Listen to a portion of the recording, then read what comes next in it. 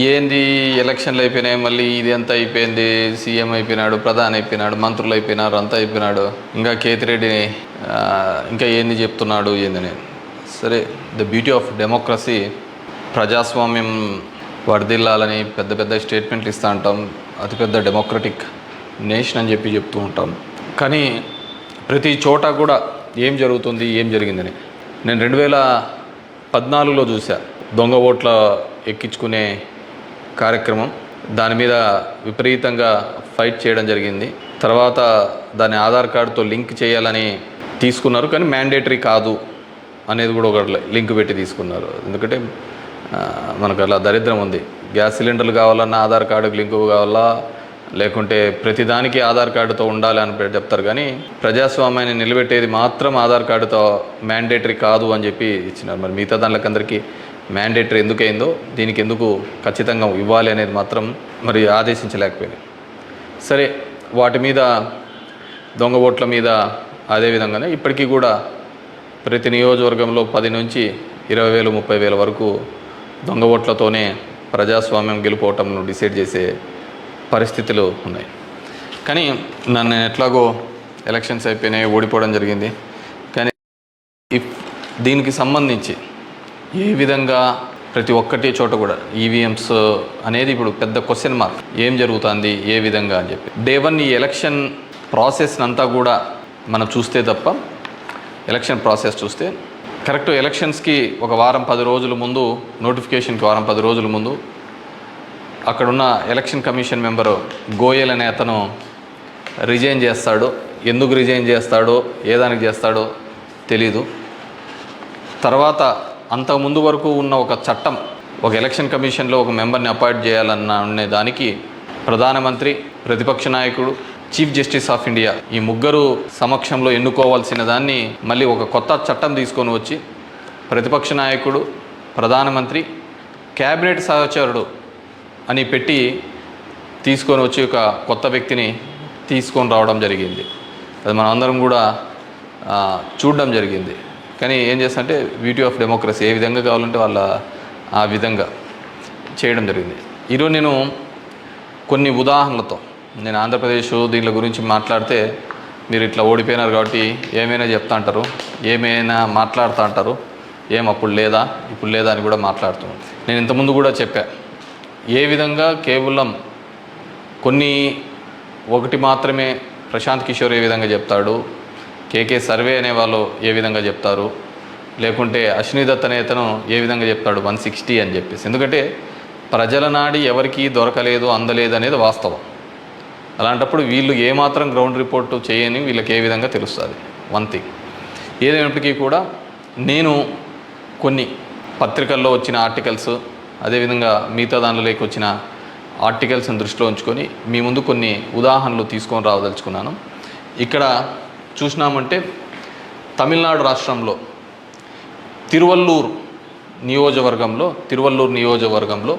ఇది పార్లమెంట్ వైజ్గా నేను చెప్తున్నాను, టోటల్ 14,30,738 ఓట్లు పోల్ అయింటే, కానీ ఈవీఎం మాత్రం కౌంట్ చేసినప్పుడు 14,13,941 ఓట్లు 47 ఓట్లు చూపించాడు. అంటే 16,791 ఓట్లు కౌంటింగ్ చేసిన దానికంటే పోలైన ఓట్లు తక్కువగా ఉన్నాయి తిరువల్లూరు అనే విధంగా. అదేవిధంగా అస్సాంలో చూస్తే 10,760 ఓట్లు తగ్గినాయి. అంటే వీళ్ళు కౌంట్ చేసిన దానికి, వీళ్ళు ఈవీఎంలో ఇచ్చిన దానికి పోలింగ్ అయిన దానిలోకి చూస్తే, పోలింగ్ అయినది చూస్తే 12,40,306 అయితే ఈవీఎంలో కౌంట్ చేసిన దానిలకు 12,29,546 ఓట్లు ఉన్నాయి, 10,760. ఒడిస్సా ధనకల్ అనే చోట 11,93,460 ఓట్లు ఈవీఎంలలో పోలయింటే, ఈవీఎంలు కౌంట్ చేసినప్పుడు మాత్రం 11,84,033 9,427. అదేవిధంగా గుంటూరు మన ఆంధ్రప్రదేశ్లో చూస్తే 14,11,989 పోలయింటే, కౌంటింగ్ చేసినప్పుడు 14,04,061 ఓట్లు 7,928 ఓట్లు పోలైన దానికంటే ఈవీఎంలలో తక్కువగా కనపడడం జరిగింది. అదేవిధంగా ఎక్సెస్ వచ్చినాయి, అంటే పోలైన దానికంటే ఈవీఎంలలో ఎక్సెస్ రావడం జరిగింది. ఆ సంఖ్య చూస్తే అస్సాంలో కరీంగంజ్ అనే చోట చూస్తే 11,36,538 ఈవీఎంలలో పోలైంటే ఎంచే టైంకి 11,40,349 అంటే 3,011 ఓట్లు పెరిగినట్టు కనపడినాయి. అదేవిధంగా ఒంగోలులో చూస్తే ఈ 13,99,707కి కౌంట్ చేసినప్పుడు 14,11,174 ఓట్లు. అదేవిధంగా ఒడిశా దాంట్లో బలాస్పూర్, మధ్యప్రదేశ్లో మండ్లా, అదేవిధంగా బీహార్లో బుక్సర్, ఇవన్నీ చోట పోలైన ఓట్ల కంటే ఈవీఎంలలో పెరిగిన ఓట్లు ఇవి. అదేవిధంగా ఇక్కడ పోలైన ఓట్ల కంటే ఇక్కడ తగ్గిన ఓట్లు. ఇది ఓవరాల్గా కూడా చెక్ చేసుకుంటే వచ్చిన విషయం. రెండో దానికి చూస్తే టోటల్ ఈ విధంగా చూస్తే దేశవ్యాప్తంగా 140 నియోజకవర్గాల్లో ఈ విధమైన ఓటు డిఫరెన్సెస్ జరిగినట్టు మొత్తం దీనిలో ఫామ్ 17సికి దీనిలోకి చెక్ చేసిన చోట మనము చూడడం జరిగింది. పైకెత్మా. అదేవిధంగా ఈ విధంగా 16,000 ఓట్ల నుంచి ఈ విధంగా చేయడం జరిగింది. మే 25 ఈసీ రిలీజ్ చేసిన దాని ప్రకారము ఒక్క నిమిషం, ఇవన్నీ కూడా చిన్నవి మాక్ ఓటింగ్లలో జరిగినవి ఇవన్నీ అని చెప్పేసి వాళ్ళు చెప్పడం జరిగింది. ఇంకా ఏమంటే ఫామ్ 20 ఇంకా ఇంతవరకు ఆన్లైన్లో కూడా అప్లోడ్ కాలే. మామూలుగా ఇవన్నీ ఆన్లైన్లో అప్లోడ్ కావాల్సిన విషయం. ఎందుకో అవన్నీ చెప్పచ్చు, లక్షల మెజార్టీలలో వస్తున్నప్పుడు ఈ 1000, 2000, 3000 ఎందుకు ఈ విధంగా అని చెప్పేసి నేను దానిలో కూడా కొన్ని ఉదాహరణలు చెప్తాను. దీనిలో సంబంధించి చూస్తే మొదటిది ముంబై నార్త్ వెస్ట్ మహారాష్ట్ర దానికి సంబంధించి మొత్తం ఈవీఎంలలో పోలైన ఓట్లు 9,51,580 ఓట్లు మొత్తం పోలైనాయి.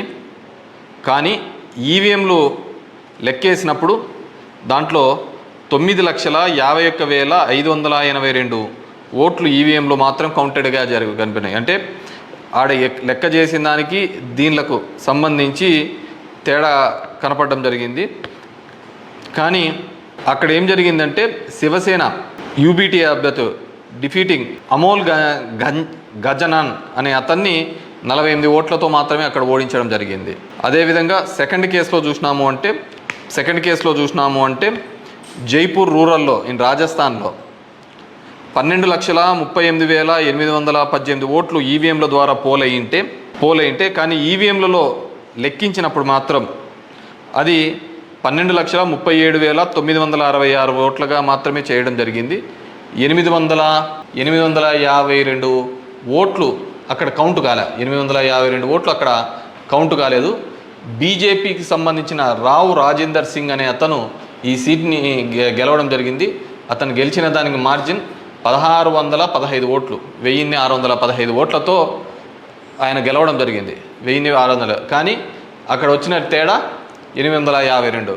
ఇది ఇట్లా మారిపోయినా ఇది ఇట్లా గెలిచిందో అంటే ఆ లోయెస్ట్ మార్జిన్. ఎందుకని థర్డ్ కేసు కంకర్ ఇన్ ఛత్తీస్గఢ్, అక్కడ పోలైన ఓట్లు 12,61,103 ఈవీఎంల ద్వారా ఓట్లు పోలైంటే ఈవీఎంల ద్వారా మనకు ఫామ్ 17లో ఇచ్చినప్పుడు ఈవీఎంల ద్వారా ఉండేది. కానీ లెక్కేసినప్పుడు 12,60,153 ఓట్లు అక్కడ కౌంటెడ్ అని 950 ఓట్లు ఆడ కౌంట్ చేయలే, మిస్ అయినాయి. ఎట్లా మిస్ అయినాయో తెలియటంలే, ఎక్కడ కనపడటంలే. దాని ద్వారా బీజేపీకి సంబంధించిన భోరో రాజ్ నాగ్ అనే ఇతను గెలవడం జరిగింది. 1,884 ఓట్లతో గెలవడం జరిగింది ఇతను. Fourth case Farrukhabad in Uttar Pradesh 10,32,244 EVM ఓట్లు పోల్డ్ అయితే కానీ ఈవీఎంలలో చెక్ చేస్తే ఫామ్ 17 ఒక విధంగా ఉంది, దీనిలో చెక్ చేస్తే 10,31,740 ఈవీఎం ఓట్స్తో ఉన్నాయి. 460 ఓట్లు కౌంట్ చేయలేదు. ముఖేష్ రాజ్పుత్ అనే అతను గెలిచినది 2,678 ఓట్లతో. ఇటు గెలుపోవటంలో కంటే మార్జిన్ కంటే అసలు ఈ ఓట్లన్నీ ఎక్కడికి పోతున్నాయి, ఎక్కడికి మిస్ అయిపోతున్నాయి.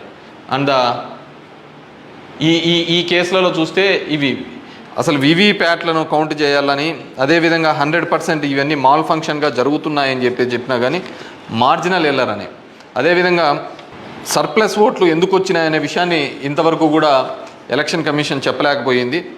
అదేవిధంగా పార్లమెంట్ వైజ్గా ఎక్కడ తగ్గినాయి ఏ విధంగా అని చెప్పేసి ఇంతవరకు ఒక స్టేట్మెంట్, ఒక రీజనబుల్ స్టేట్మెంట్ కూడా ఇవ్వలేకపోయింది. ఈవీఎంలలో ప్రతి దానిలోనూ కూడా ప్రతి పార్లమెంటుకు సంబంధించి ఈ విధంగా తక్కువ ఎక్కువ వచ్చినట్టు కూడా వాళ్ళు ఎగ్జిబిట్ చూపించలేని పరిస్థితి. ఎందుకంటే ఇది గెలుపోవటంలో సంబంధించిన సమస్య కాదు. ఎలక్షన్ కమిషన్ ఇంకా ఫామ్ 20 అనేది అప్లోడ్ కాకపోవడం, ఎలక్షన్ కమిషన్ కేవలం ఒక 10 రోజుల ముందు ఎందుకు అతను రిజైన్ చేసినాడు, ఏ కారణాల వల్ల రిజైన్ చేసినాడు, ఎన్నుకునే పద్ధతిలో పాత పద్ధతిని తీసేసి కొత్త పద్ధతి ద్వారా ఎందుకు ఎన్నుకోవాల్సి వచ్చింది, ఎందుకు మిగతా వాళ్ళందరూ కూడా చాలా అర్లీగా ఇది 400 అని ప్రిడిక్ట్ చేస్తూ ఒక భావన చెప్పడం.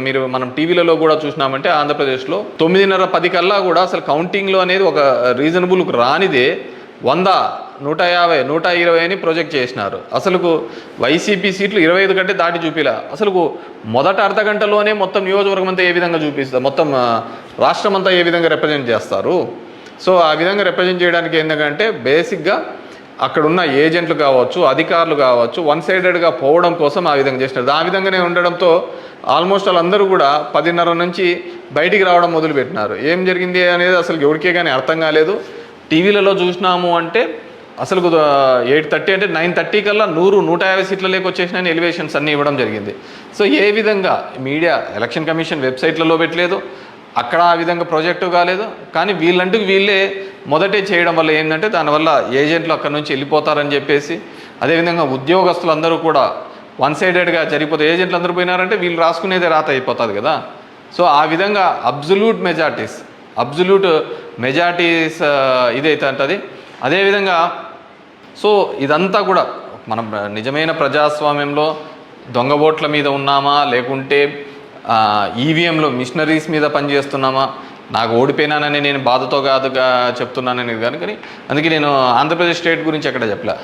దేశంలో జరిగినది వివిధ దీనిలలో చెప్పినది. ప్రశాంత్ భూషణ్ కూడా ఆయన సీనియర్ లాయర్గా కూడా ఆయన కూడా పోరాడుతున్న సందర్భం చూసాం. సో ఇది మనం మాట్లాడకపోతే, ఎందుకంటే మేము ఎక్కడైనా ఊర్లలో పోయినా కానీ, ఊరు నుంచి వచ్చినా కానీ, టౌన్లో కానీ మిగతా వాళ్ళన్నా మేము వేసామని చెప్తున్నారు. మరి వేసింటే ఓట్లు ఎక్కడికి పోయినాయి, ఎవరికి పోయినాయి? ఎక్కడి నుంచో వచ్చి 3,000తో గెలుస్తామని చెప్పేసి ధర్మవరంలో 2 నెలల నుంచి చెప్తున్నారు. ఏ విధంగా ఆ ఫిగర్ అచీవ్ అయ్యి 3 నెలల నుంచి చెప్తుంటారు? So it's a big question mark. So there is completely ఏదో ఒక సెక్షన్లో అయితే మ్యానిపులేషన్ జరిగింది. ఇప్పుడు ఏం చేసేది ఎందుకు కాదు, కానీ జస్ట్ ప్రజలందరూ కూడా మనం అందరం వివేకంగా ఆలోచించుకొని డెమోక్రసీ ప్రజాస్వామ్యాన్ని ఇదే పెట్టుకుంటూ పోతా అంటే మోడీ 3 అవుతుంది, మోడీ 4 అవుతుంది, మోడీ 5 అవుతా ఉంటుంది. ఇంక జనం యొక్క ఓటుకు దాని విలువకు ఎటువంటి విలువ ఉండలేని పరిస్థితి మనం చూడగలుగుతాం. So these are all planned and స్క్రిప్టెడ్గా అంతా కూడా జరిగిందని పూర్తిగా నేను నమ్ముతున్నాను. పబ్లిక్ జనం కూడా అదే విధమైన ఆలోచనలతో ఉన్నాయని నమ్ముతున్నాను. వాట్ ఎవర్ మేబీ నాకు కూడా ఈ 5 ఏళ్ళు కూడా జనాలు మీరు ఇంకా తిరిగినే చాలు, చేసినే చాలు, ఇది చాలు అని చెప్పేసి ఒక బ్రేక్ ఇచ్చినట్టుగా ఉంది. కానీ బ్రేక్ ఇచ్చినంత తప్ప నాకు రాజకీయాలు తప్ప వేరేది ఏమీ తెలియదు. కాబట్టి డెఫినెట్గా నా గొంతును వినిపిస్తూనే ఉంటాను. అన్ని విధాలుగా కూడా ఎక్కడెక్కడ ఏ తప్పులు జరుగుతున్నా కానీ, అది నియోజకవర్గ వ్యాప్తంగా కావచ్చు, రాష్ట్ర వ్యాప్తంగా కావచ్చు, దేశవ్యాప్తంగా కావచ్చు, ఖచ్చితంగా ఇంకా ఇట్లా కాకుండా నేనేం వేరే వాళ్ళను బూతులు తిట్టేది ఇంకోటి ఆ అవసరం లేదు. జనాలకు ఎంతో కొంతమంది కన్నా సరే నాకు తెలిసిన విషయాన్ని షేర్ చేసుకోవాలనేది ఒక ఆలోచన విధానంగా అనుకున్నాను. డెఫినెట్గా ఐ విల్ కంటిన్యూ దట్. ఎందుకంటే చూస్తున్నాం అక్కడక్కడ జరిగినవి ఇవన్నీ కూడా. ఐ వాంట్ గివ్ ఎన్నుకున్న ప్రభుత్వానికి కూడా, వాళ్ళకు కూడా మనం కూడా ఒక 6 months మనం కూడా టైం ఇవ్వాలి.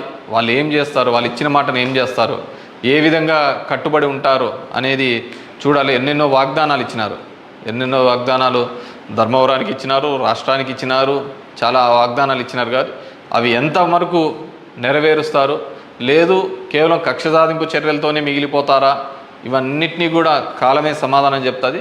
సో అప్పుడు end of the day who is the best అనే పద్ధతికి మనం అందరం కూడా మాట్లాడుకుంటామని చెప్పేసి తెలియజేసుకుంటూ, ఈ ఈవీఎంస్లో జరిగిన ప్రతి ఒక్కటి కూడా మీ దృష్టికి తీసుకొని రావాలనే ఒక ఆలోచన. నాకు తెలిసిన డిఫరెంట్ పేపర్లలో ఆర్టికల్స్ డిఫరెంట్ వాళ్ళు ఇచ్చిన ఇన్పుట్స్ ప్రకారం నేను చెప్తున్నాను.